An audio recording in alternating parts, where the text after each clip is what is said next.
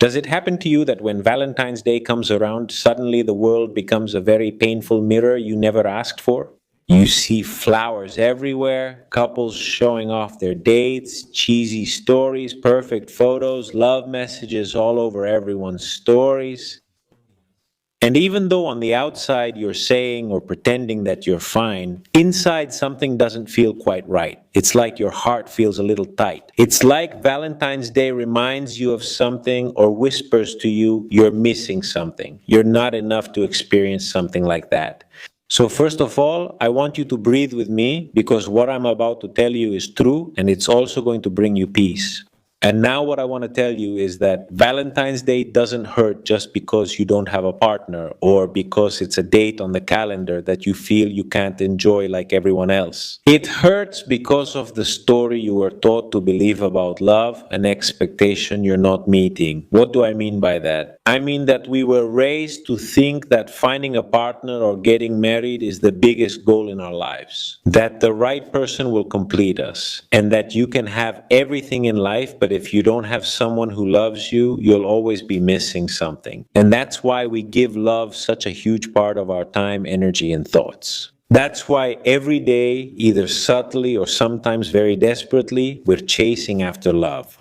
And every day, through songs, movies, and television shows, we're reminded of it too. And even on social media, that happiness is achieved by sharing your life with someone or having a partner. What's the problem? The problem is that this narrative leaves you very vulnerable, and it's a very complicated expectation. Because if you believe that your fulfillment depends on someone else and being with someone else, then love stops being a gift, a project, a decision, a journey of self-discovery. And it becomes more of an urgency or a choice made from a place of lack. And when love becomes urgency or lack, you start searching from your wound, from the most immature part of yourself, and not from your peace, from fulfillment, from the satisfaction of having your own life that you want to share. But rather, you want someone to make you feel that your life has meaning or that your life has finally begun. And the truth is that when you choose from emptiness or from lack, you make the wrong choice, you choose poorly, and eventually you pay very painful consequences.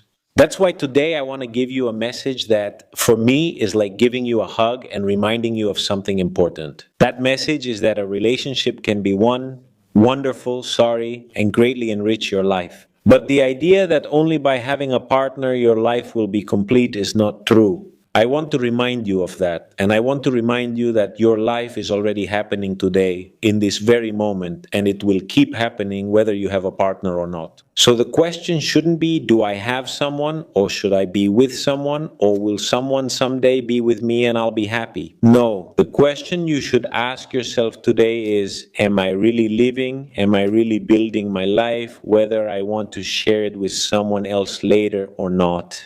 And from this foundation and from this essence of fulfillment and not of lack, I want to give you 4 keys so you don't spend another Valentine's Day waiting for someone to come and make you happy or special.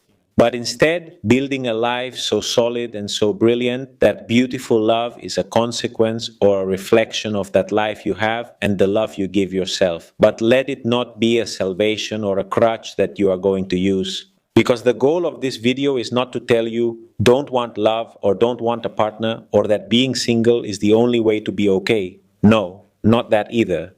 The goal is for you to be able to choose to want love but without losing yourself or abandoning yourself for it. That you build yourself first, that you become your own home, and that you love yourself first. So that you give yourself everything you need before asking someone else for it. And then, yes, when someone comes along, they'll come to add and to share, not to rescue you, not to fill your emptiness, not to save you. And you'll share from a place of wholeness, like a real team. Without that meaning, it's going to be a perfect relationship. But you won't be mutual teachers of each other's wounds and shortcomings anymore.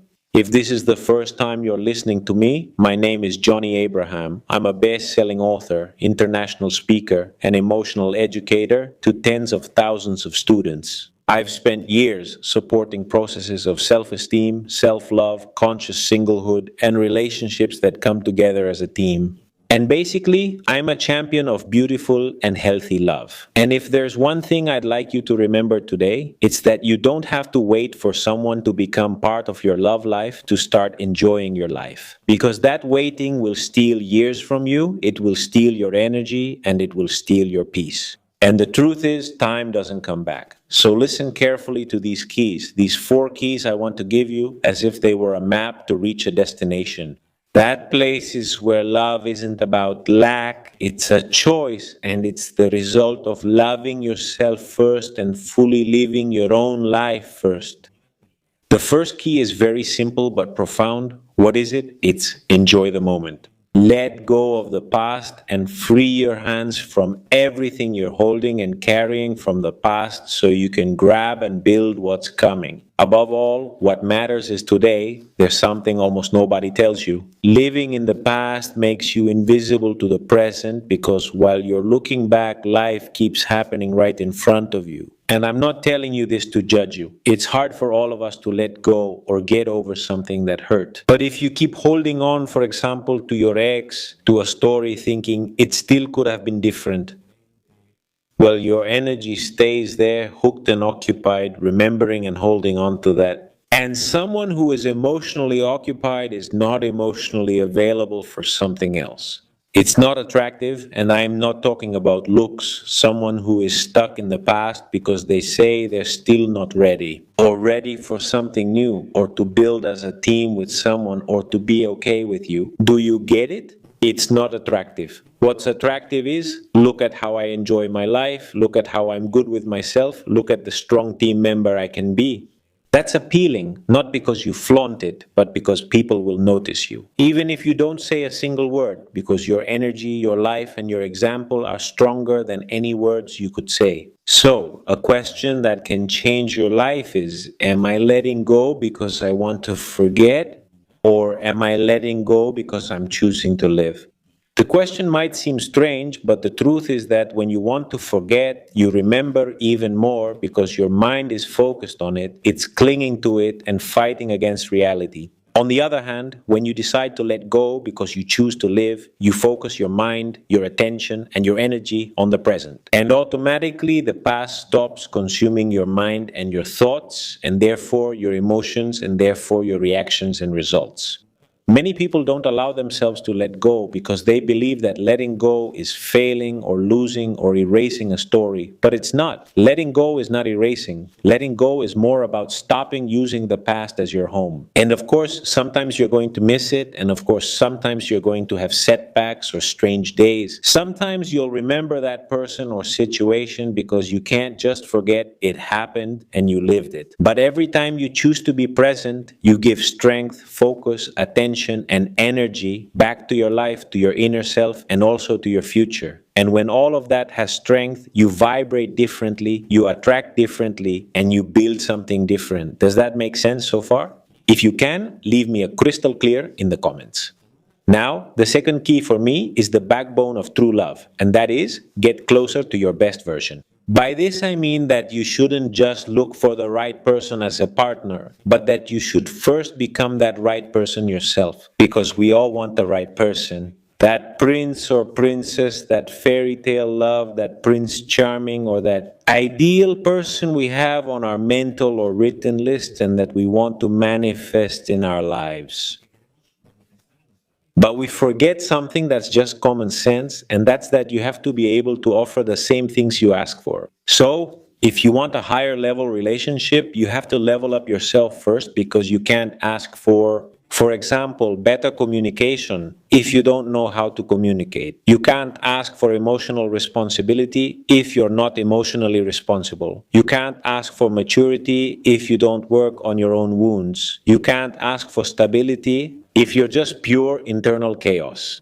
And basically, you can't ask for beautiful love or complete love or a fulfilling relationship if you only love yourself halfway, or you're not a fulfilled person, or you're simply someone with so many deficiencies who hasn't completed themselves through inner work. Beautiful love isn't luck. It's the result of two people who love each other beautifully. First, they've worked on themselves, and that doesn't mean they're perfect, but they are people ready for the project that love involves, ready for the journey of self-discovery together that love requires. And since they're at a higher level of awareness, they can communicate, coordinate, share the same reality, choose each other every day, and build the common good. And here I want to say something that will help you understand a bit more. Life is a great mirror. And when you work on your insecurities, your wounds, your anxieties, your patterns, and everything inside you, your inner world, you level up. And when you conquer your inner world and level up, well, you no longer settle for just anyone, right? Not everyone is worthy of your company anymore. And it's not out of arrogance, but out of self-love and consistency.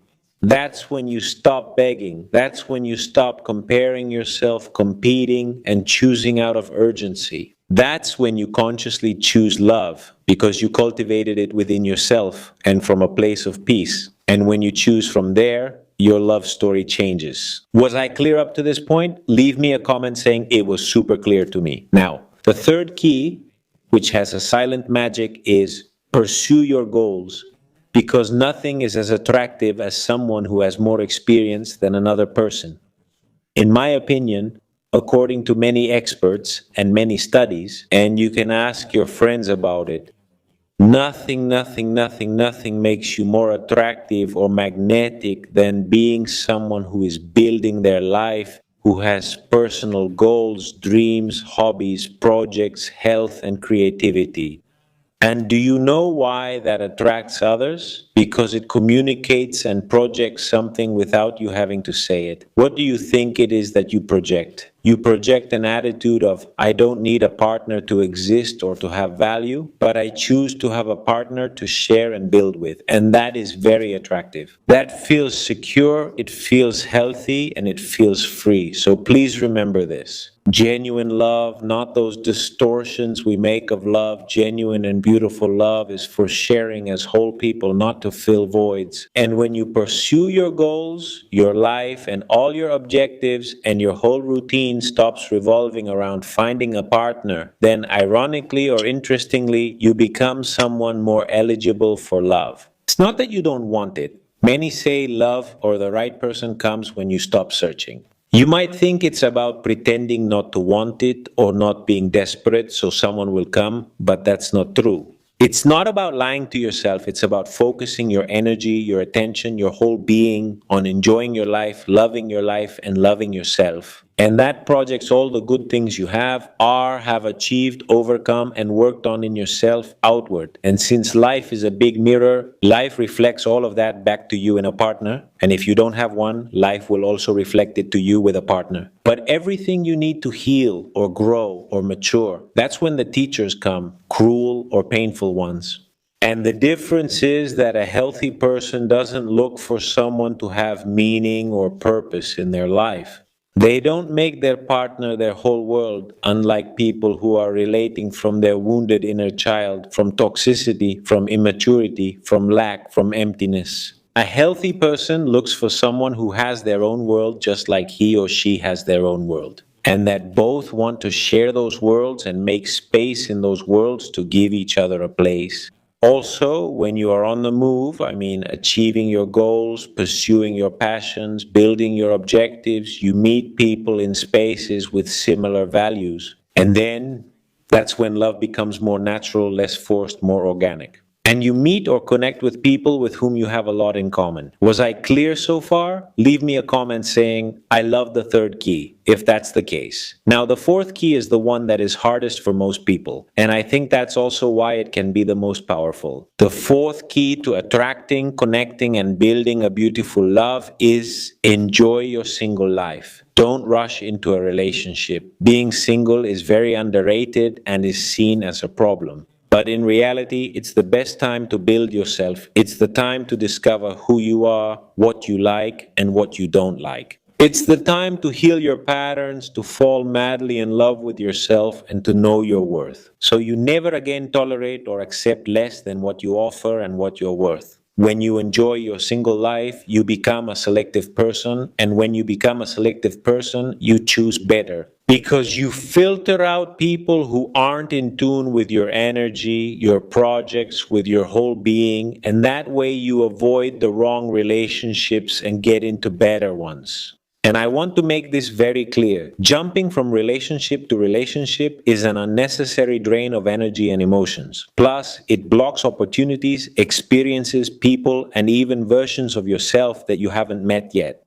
So please don't get into a relationship just because you liked someone, or because being in love feels nice, or because they invited you to dinner a couple of times and you feel obligated, or you think you're running out of time, or things like that. Being in love isn't enough, and feeling good isn't enough, and making choices out of urgency isn't healthy at all. So what do you need? You actually need love, effort, agreements, communication, respect, emotional responsibility, making amends, compatibility, love languages, and emotional intelligence. And for that, to see if the other person has those things, well, you can't rush it. You have to be able to have a conscious dating stage and get to know the other person with awareness, observing them and getting to know them objectively, not sugarcoating reality. With your feelings of infatuation and rushing. Because if you get in quickly, get excited quickly, and get attached quickly, then you're going to get your heart broken very quickly. And then another February and another Valentine's Day will come with a tired heart, stopping believing in love, thinking that men are bad, that women are bad, or that your singleness is a curse. And no, being single is not a curse, and it's not a waiting room either.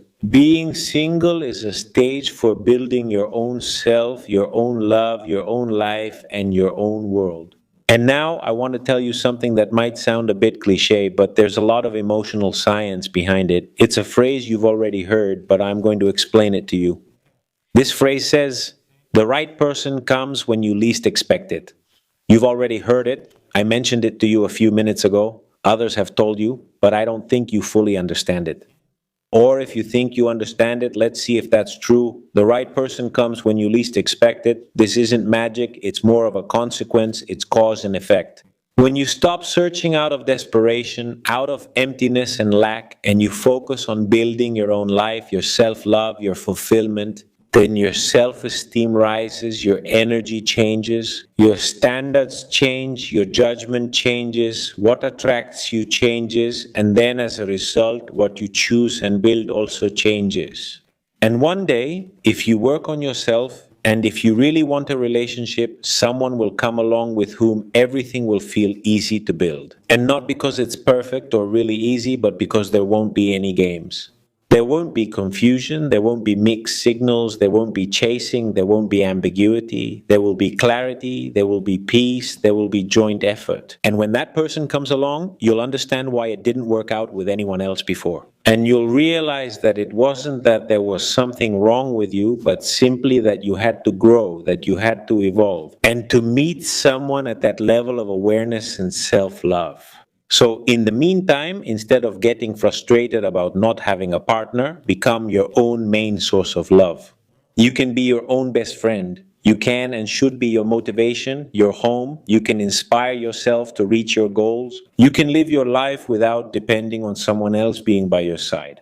And you can even celebrate days like Valentine's Day. You with yourself, or you with good friends, or you with your family. Because it's not about this consumer society's date that forces you to go out for flowers, chocolates, balloons, gifts. It's just another day of life, and you can use it as an excuse to celebrate your self-love. And believe me, if you work on yourself, cultivate your self-love, and don't lose hope or put yourself in a state of urgency or lack, eventually you will build a healthy love with someone else, because you will have done that with yourself first. And then the whole year will feel like Valentine's Day, or, well, maybe not the whole year, because there will be conflicts, stressful moments, and all that, but many days will feel like Valentine's Day. And not because of the chocolates, not because of the roses, and not because of the gifts, but because of presence, coherence, congruence, because there will never be a lack of I love you, even if it's not a special occasion.